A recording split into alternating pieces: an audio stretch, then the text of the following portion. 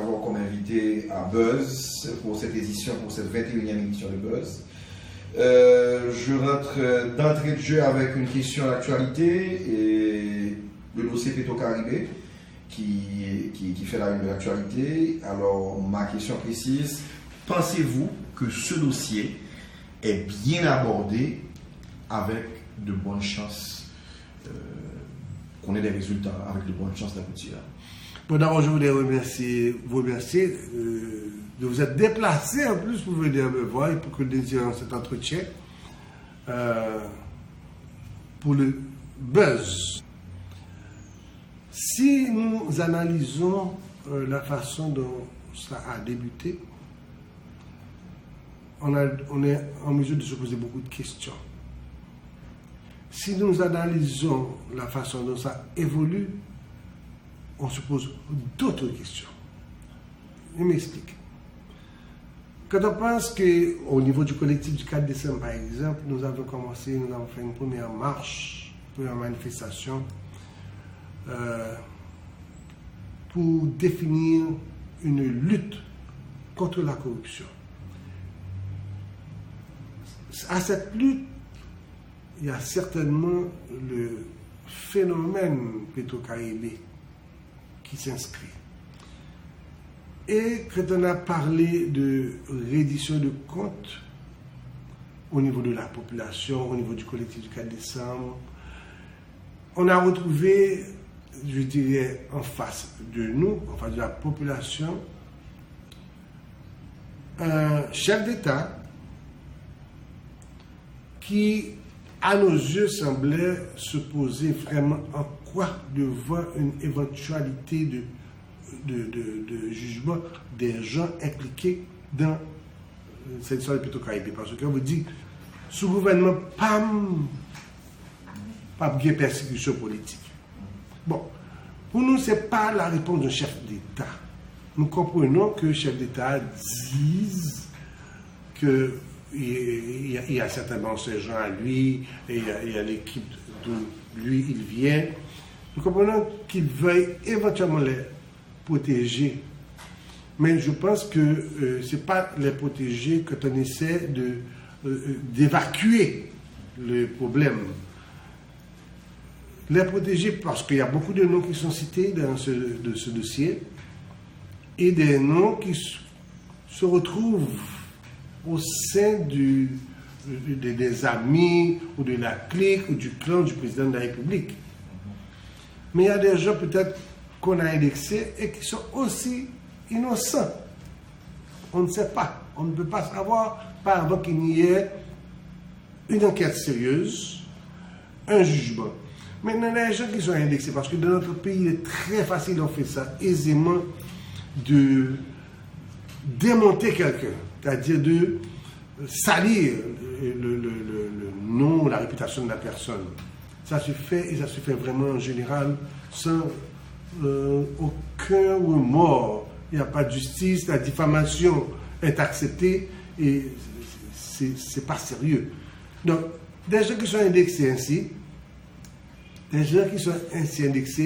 vous devez pouvoir leur donner la chance de se défendre eux-mêmes, de se défendre par devant la nation. Alors, quand vous dites que vous ne voulez pas avoir cette persécution, il n'y a pas question de persécution. Dites OK. Et c'est normal. Nous aussi, nous ne voulons pas qu'il y ait de persécution politique, quelle qu'elle soit. Mais nous demandons quoi? Nous demandons une certaine justice, une justice certaine. Nous voulons que nous autres, vous, enfin le commun du citoyen, nous autres qui allons payer les fonds dilapidés, il est de notre devoir de savoir ce qui s'est passé avec ces fonds-là. Donc, vous comme président ou comme chef d'État, vous dites, OK, moi je ne veux pas de persécution, je n'aimerais pas avoir de persécution politique, mais la justice devra se prononcer sur les cas. C'est une autre approche. Mais quand vous, péremptoirement, vous dites, nous ne parlons pas de persécution politique, comme si vous vouliez fermer le dossier, ça ne marchera pas. Au contraire, ça révolte. Nous pensons que ça a été une approche malheureuse, mais nous voyons qu'il y a une certaine courbe qui se dessine au niveau de l'exécutif quant à l'approche de ce dossier. Cette courbe, probablement, sous l'impulsion de cette pression constante de la population, s'avère utile et incontournable. Donc pour nous, on doit s'armer de patience, mais être totalement déterminé à mener cette lutte pour que cette reddition de comptes se fasse. Nous ne voulons pas attaquer qui que ce soit. Nous voulons simplement que les choses se fassent comme elles doivent se faire. Il y a un volume, on parle de 3,8 milliards de dollars qui aurait été dilapidé. De ces 3,8 milliards, autant que nous sachions, nous autres, il y a une partie qui aurait été réellement investie dans des histoires pour le pays. Mais il y a une partie dont on n'arrive pas à trouver la trace. Et ça parle de 1,8 milliard de dollars. Quand on pense que 1 milliard de dollars, ça fait quand même 1000 millions de dollars, il y a tant de choses qu'on peut faire. Quand on essaie de faire une certaine comparaison et que nous soyons obligés, malgré nous, de regarder l'effort qui se déploie chez nos voisins en République dominicaine, c'est quand même terrible de constater que, par exemple, en République dominicaine, il a fallu 58 millions pour qu'il crée et mettre 2 métros. On avait en République dominicaine, encore concernant le système de Petro-Caribé, on a vu quand même des actions prises par le gouvernement. Il y a eu des arrestations, il y a eu des dispositions de prise qui étaient visibles. Est-ce que c'était une persécution politique? Non. Mais il y a eu des actions de prise. Chez nous, il n'y a pas d'action, sinon, comme on dit dans notre langage, on la lose qui a été faite sur Petro-Caribé. Et ça ne marchera pas, ça n'ira pas dans ce sens, parce que la détermination est suffisamment profonde et ce problème de dilapidation de fonds, ce problème de corruption, maintenant, ça a pris une dimension internationale. Ça ne s'arrête plus à Petit Port-au-Prince ou quelques villes de province. Non, ça prend une dimension. Et chez nous, en Haïti, les manifestations sont régulières et gagnent du terrain. Et c'est de bonne guerre de trouver ceci. Là, le collectif du 4 décembre, et nous le disons tout le temps, le collectif sera certainement partie prenante de toute manifestation pacifique qui regarde et qui demande ou qui exige la reddition de comptes ou qui lutte contre la corruption. Alors ma question, quand j'ai demandé, est-ce que vous pensez que là, que nous avons des chances que le dossier aboutisse, c'est une question peut-être de méthode. Certainement, on en parle beaucoup, il y a beaucoup de manifestations, et les jeunes ont lancé ce mouvement en grande partie sur les réseaux sociaux avec les hashtags, etc. C'est très bien tout ça. Mais est-ce que là, il n'y a pas quand même le risque qu'au final, qu'à la fin de la journée, on ait un mouvement qui a fait beaucoup de bruit, mais définitivement beaucoup de bruit, mais en termes de résultats. Dans ce cas-là, maintenant, définitivement, le slogan Côte Crop Petro-Caribéa, c'est sur toutes les lèvres, nous sommes d'accord. Mais est-ce que nous allons vraiment dans la bonne direction? A-t-on vraiment les chances d'aboutir? Ok, alors là, je voulais quand même faire un certain parallèle. Parce que si nous remontons par exemple aux années 1800, les années 1900, début de 1900, ou le 25 décembre 1904, il y avait le verdict lors du procès de consolidation. À ce moment-là, on avait un chef d'État qui s'appelait Noir Alexis. Un bonhomme totalement perpendiculaire, strict, très strict, avec une volonté farouche d'aller vers ce nettoyage, d'aller vers cette justice pour retrouver les gens qui avaient vraiment vandalisé les caisses de notre pays. Mais Noir Alexis, c'était Noir Alexis, avec une volonté farouche, une honnêteté, une intégrité qui se Vous passe. ne sentez pas, Le vous ne sentez pas vraiment. Est-ce que je ressens la même. Est-ce qu'on a un Noir-Alexis maintenant? Est-ce qu'on est loin de cette D'avoir un volonté? Noir-Alexis. Mais Noir-Alexis n'a jamais dit que sous ce gouvernement, il n'y aurait pas de persécution politique. Noir-Alexis avait pris des positions pour que ceci se fasse, que justice soit rendue. Et quelle que fût la personne indexée, il y avait des étrangers, il y avait des autochtones, il y avait de tout ce monde. Mais lui ne s'attachait pas à la personne. Il s'attachait au vol, à la perte que subissait notre pays. Et c'était là qu'il a mis son poids de chef d'État. Certainement qu'il y a eu les réactions, puisque quand vous avez des gens qui savent qu'ils ont fait ce qu'ils ne devaient pas faire, ils se rebiffent et essaient de créer toutes sortes de problèmes. Mais il n'y a rien qui puisse dépasser la détermination d'un chef d'État, la volonté exprimée, et tant dans les paroles que dans les actes, il n'y a rien qui puisse remplacer ça. Noir-Alexis a été un exemple. Nous espérons qu'il serve d'exemple à nos actuels dirigeants. Alors, une question un peu délicate, juste pour refermer ce chapitre Petro-Caribé. Un peu délicate, pourquoi? C'est parce que là, j'allais vous demander si, est-ce que vous pensez quand même, parce que là, vous disiez, il y a eu d'abord cette fameuse déclaration du chef de l'État qui était à Paris pour dire justement que, sa façon de le dire, on s'en souvient. Et il y a eu une autre déclaration, là, il montrait quand même des signes que le gouvernement était vraiment, que son gouvernement était décidé vraiment d'aller dans cette direction pour qu'il y ait justice. Alors, croyez-vous en la bonne foi du président de la République? Est-ce que vous pensez que... Nous lui donnons acte de ces paroles-là. Nous lui donnons acte. Mais nous ne pouvons supputer, nous préjuger. Nous attendons des faits probants, vérifiables de sa volonté d'aller vers cette mise en place du procès.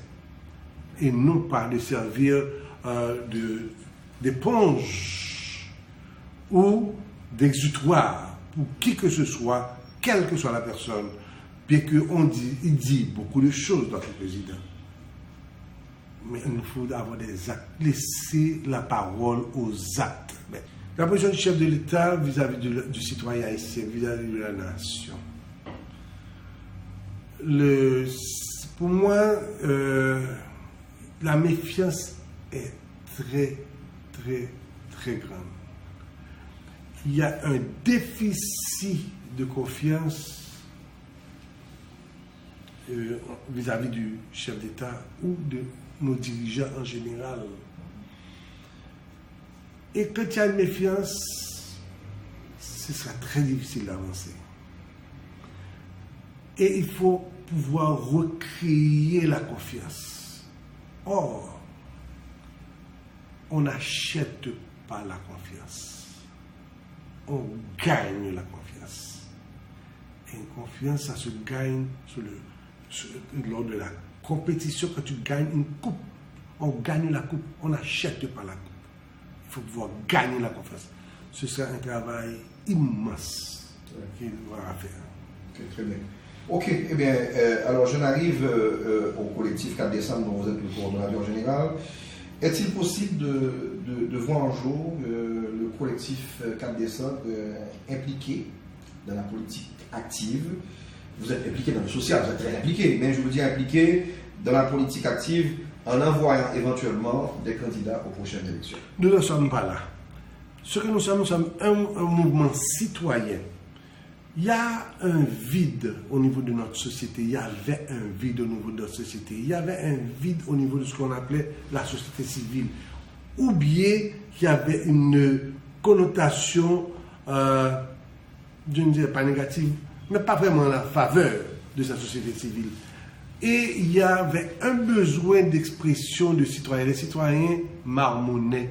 Et les citoyens n'avaient pas cette plateforme où ils pouvaient s'exprimer et dire ce qui le gêne et ce qu'il aimerait faire. Et c'est dans ce sens-là qu'on a eu le collectif. Le collectif a pris naissance en décembre 2013.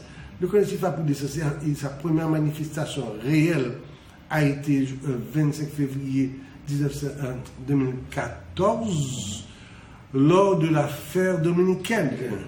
Et là, nous avions colossale manifestation ce 25 février là, et pour dire non à la barbarie en République dominicaine, etc. Bref, donc c'est une affaire purement citoyenne. Ce que nous faisons vraiment, et comme vous l'avez dit, Stéphane, on mène une politique, on fait en fait de la politique citoyenne, mais aller vers des postes électifs, on n'en est pas là.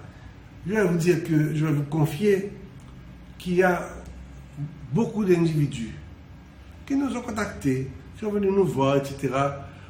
Question d'avoir au fait le manteau du collectif parce que ces gens veulent ou envisagent d'aller aux élections comme candidat.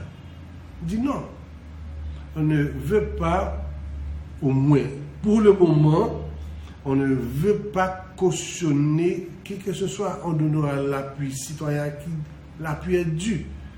Parce que, et si nous entrons dans ce jeu d'aller de l'affaire politique pour aller vers des postes politiques, le collectif aura perdu toute sa crédibilité. Là, ça va vous détourner de vos objectifs. Ce n'est pas notre rôle. Notre rôle est de défendre les citoyens. Notre rôle est d'aider les citoyens en général. Notre rôle est de dénoncer ce qui va mal, mais en dénonçant, proposer une alternative. Parce qu'il est facile de dénoncer, il est facile de critiquer, il est facile que ceci ne va pas, cela ne va pas, mais ce n'est pas la même chose que de proposer. On n'a jamais, depuis la naissance du collectif, nous n'avons jamais dénoncé quoi que ce soit sans venir en même moment avec une proposition. Tout à fait. Eh bien, puisque nous parlons du collectif, et nous y sommes, restons-y, et ce qui me donne l'occasion justement d'aborder avec vous une question à laquelle le collectif est quand même très sensible. On se souvient justement de cette grande manifestation organisée lors des problèmes justement avec la République voisine. Et il était aussi question, peut-être un peu avant, de ce problème avec ce problème concurrentiel des produits dominicains, produits haïtiens. Et là, ces derniers temps, on dirait que la présence des produits dominicains s'est beaucoup intensifiée sur le marché.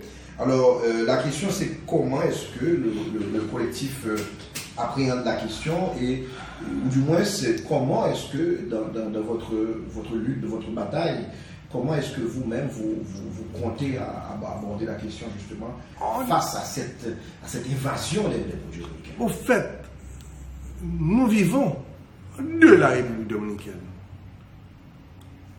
C'est un envahissement complet de produits dominicains sur le marché, sans vraiment un contrôle de qualité de ces produits. Nous voyons que la frontière est totalement ouverte aux produits dominicains. Nous n'avons pas de problème que la République dominicaine veuille exporter vers Haïti. Nous avons un problème avec notre gouvernement, avec notre dirigeant, nos gouvernants qui ne mettent pas en place une structure qui permette à la production nationale de naître, de vivre et de grossir. Nous ne comprenons pas que jusqu'à date, qu'il n'y ait pas eu de position ferme, mais sans courbe, ferme de protection de notre production nationale. Nous ne comprenons pas, je vais prendre un exemple. Nous avons mené et nous continuons à mener la lutte pour la protection de la production nationale. Il y a eu à un certain moment des problèmes avec la farine. La farine où en Haïti nous avons quand même 2 minoteries qui à elles seules peuvent produire 450 000 tonnes de farine.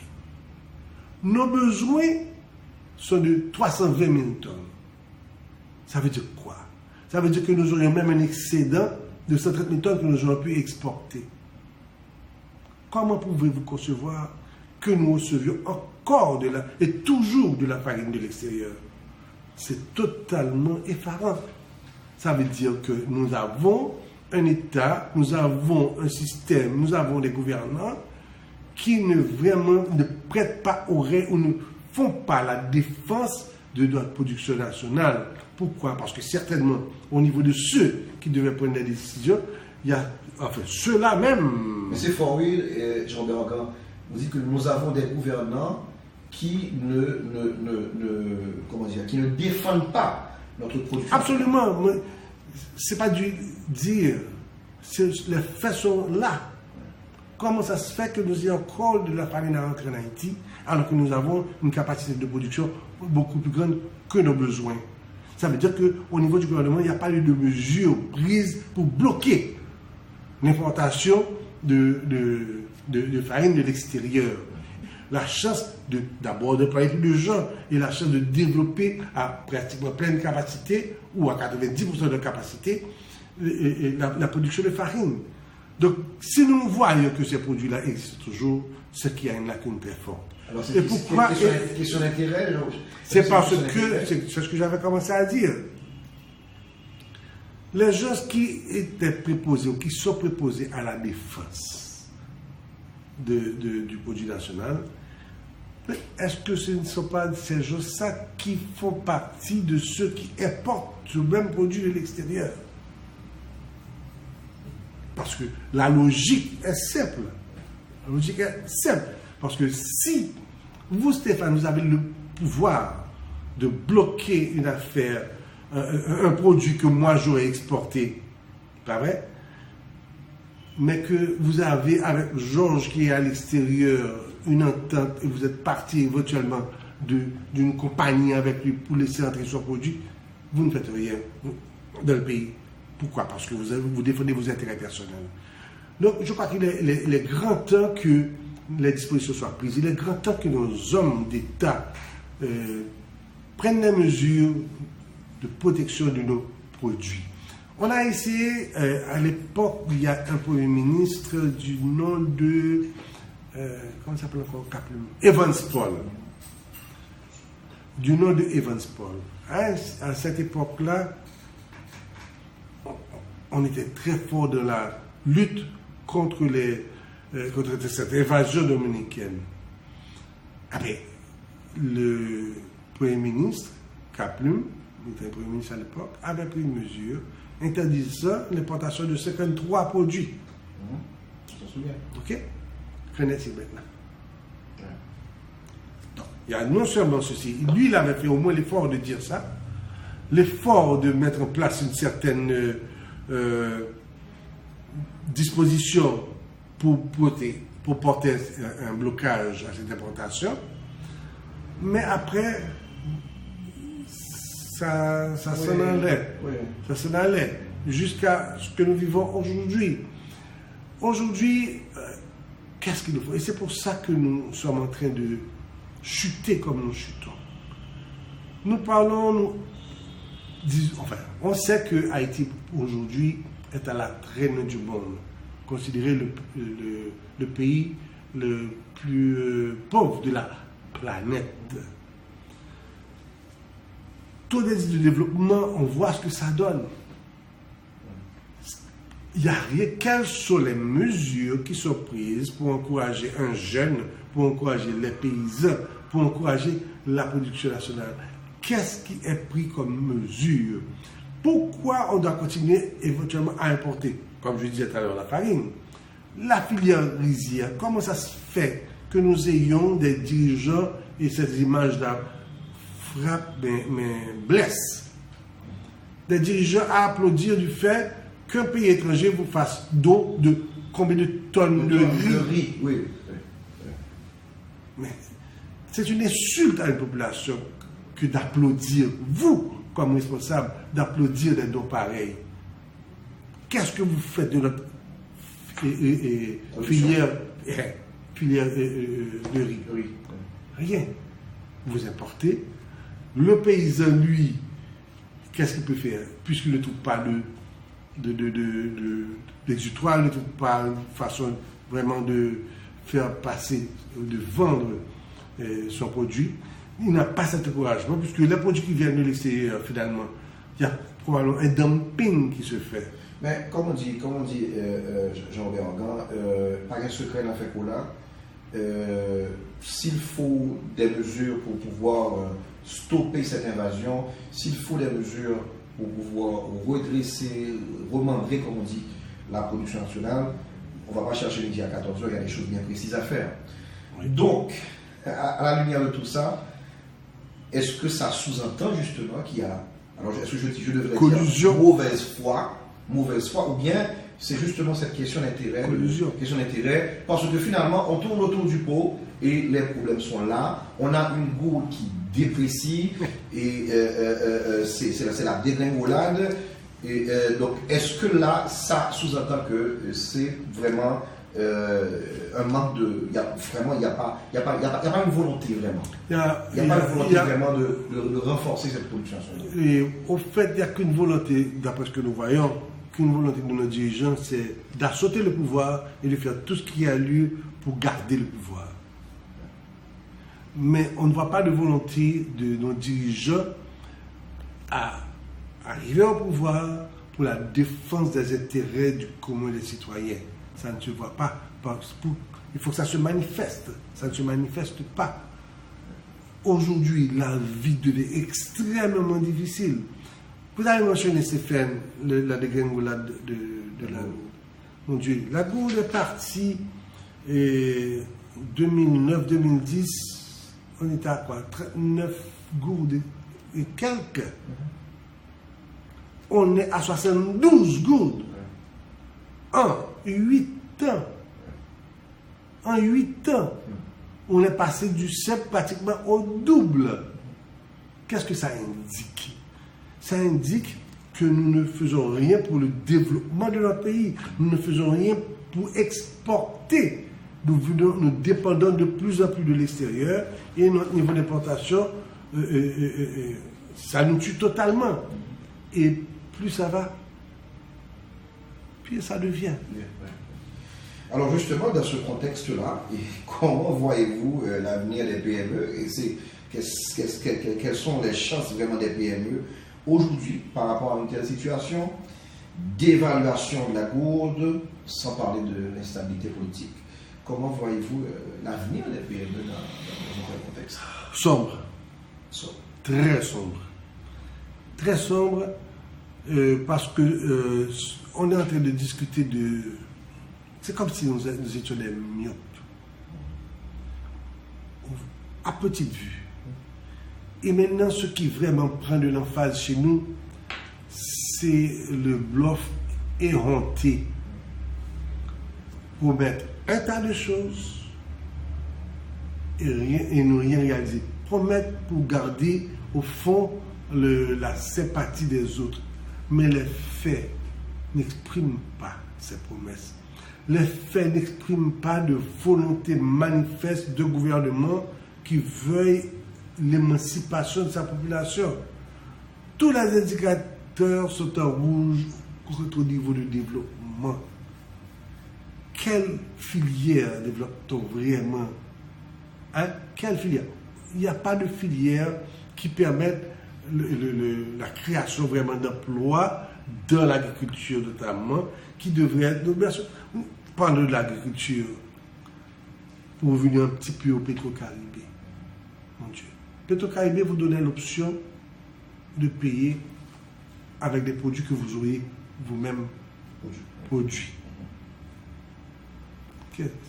On aurait dû comprendre, ceci nous porte à comprendre qu'il y aurait tout un effort de mis pour que la production nationale soit forte. Que ceux qui sont déjà en production reçoivent l'appui de l'État, la subvention de l'État, etc., pour continuer de produire, pour créer cette production-là. Ce n'est pas ce qui se voit. Donc ça veut dire qu'au niveau d'action, il n'y a pas d'action.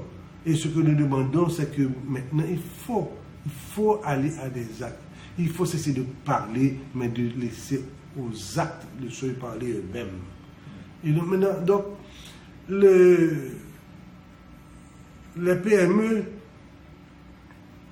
comment ils peuvent vraiment agir ou réagir? Est-ce qu'ils ont accès à un support financier? Est-ce qu'ils ont accès à une banque de développement? Est-ce qu'il y a une banque de développement vraiment dans notre pays? D'abord, nous pensons qu'il faut faire tout ce qu'il y a de faire pour essayer de regagner la confiance de la population. 2. Il faut pouvoir fonctionner avec beaucoup de transparence. 3. Nous demandons une certaine austérité de la gestion des affaires.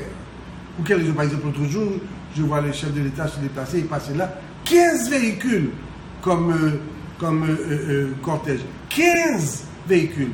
Pour quelle raison? Il faut de l'austérité. Il faut aller vers une reddition de comptes de façon systématique. Il nous faut aller vers, finalement, quand on aura mis les gens en confiance, vers une entente nationale. Nous ne parlons pas de conférence nationale, nous disons entente nationale. C'est différent que de parler d'une conférence nationale. Parce que la conférence nationale peut être faite, certainement, mais l'entente nationale, c'est lorsque tout chacun se serait mis d'accord pour aller pour une direction. Et cette direction, scellée pour des années. Et ça devient incontournable. Et à partir de cette entente nationale, venir avec une toute nouvelle constitution qui permettrait de savoir comment on va évoluer pour atteindre ces objectifs fixés. Ceci ramène, par exemple, le travail d'amendement soumis par la commission parlementaire. Je crois qu'ils ont fait un beau travail, mais ceci ne peut pas servir parce que aller annexer des choses à une constitution de 1987 amendée, qui est une question déjà bancale, c'est abcès sous clou ça. Donc il faut aller vers une nouvelle constitution qui va définir ce que nous avons comme vision en tant que nation et pour l'avenir. Il faut aussi que l'État assume un suivi des décisions qui avaient été prises. Il y a eu par exemple l'arrêté pris par le président Martelly qui garantissait une retraite dorée, nous parlons d'austérité, qui garantissait une retraite pour les anciens hauts dignitaires. Il y a eu une révolte de la population qui avait dit non. Et Evans Paul était Premier ministre et il y avait une grève projetée pour le lundi au marché. Il est venu nous dire ok, laissez tomber, il n'y aura pas de grève parce que de toute façon, on ne va pas faire cette histoire-là. Mais jusqu'à présent, cette arrêté est encore là. Donc il faut annuler cette arrêté. Donc il ne faut pas justement qu'on nous trompe. Il faut qu'on cesse de nous tromper. Il faut que les dirigeants cessent de nous bloquer, mais qu'on pose des actions. Il y a finalement aussi on en est au stade où si on doit juger aussi, il y a nos partis politiques. Nos partis politiques. C'est parce que nous avons des partis politiques suffisamment faibles de côté qui fait que nous sommes arrivés à ce que nous sommes là. Comment concevoir que vous ayez un parti politique avec 25 personnes? Donc, on doit changer tout ça. Nous, ce que nous prenons, nous disons qu'il nous faudrait avoir des partis politiques solides, mais on envisage 200 000 citoyens identifiés pour homologuer le fonctionnement des partis politiques. Ça nous garantirait quoi? Deux choses. D'abord, forcer tout le monde à se mettre ensemble, les partis qui ont à peu près la même vision. Et deuxièmement, ça nous garantirait à nous autres qui allons voter le choix entre 5, 6 personnes ou autres, pas 54 ou autres. Donc là, il y a des mesures que l'on peut prendre. Et dans ce cadre-là, je pense que on a raté le coche 2 fois déjà. Et maintenant, et si on veut vraiment penser pays, la direction actuelle de notre pays, l'exécutif, le législatif, etc., notamment l'exécutif, il faut s'organiser pour que ce qui reste de temps, on s'acharne à avoir au fond comme un gouvernement de transition. Les élections, faire des élections qui vont coûter une fortune encore l'année prochaine, nous pensons que ce n'est pas raisonnable.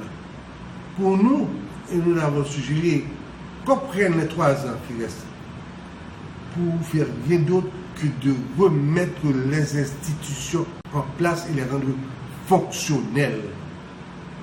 Au bout de ces 3 ans, on aura des institutions en place, la structure en place, fonctionnelle, on pourra aisément regarder l'avenir avec un œil bien meilleur et bien plus logique. Merci infiniment, Jean-Louis Aragon, ça a été un plaisir. On a fait le tour. Qu'est-ce qu'on n'a pas dit, peut-être, dans tout ce qu'on a vu là? Oui, on a une seule chose qu'on n'a pas dite, et je vais l'ajouter maintenant. il ne nous faut pas perdre confiance en notre avenir. Merci infiniment, Jean-Léon.